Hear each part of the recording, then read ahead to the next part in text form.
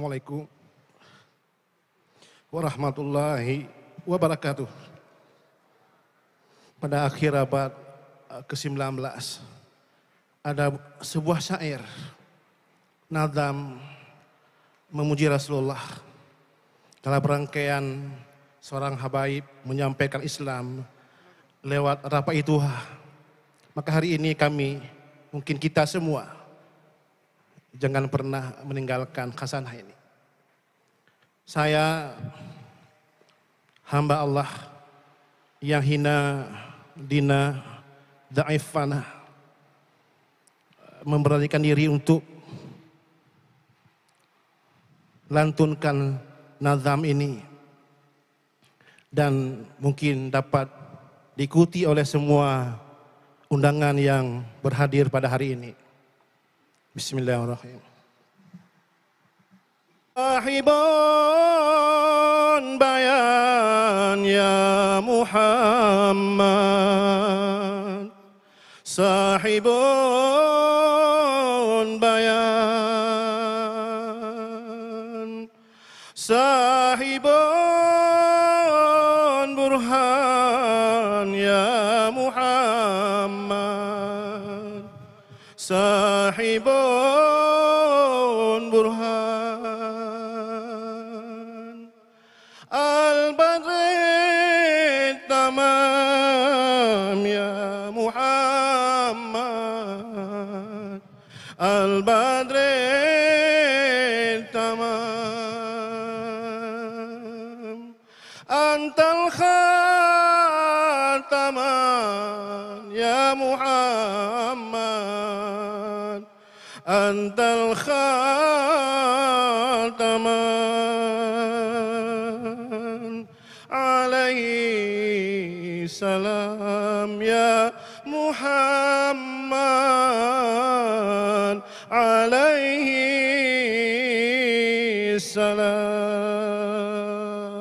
Assalamualaikum warahmatullahi wabarakatuh.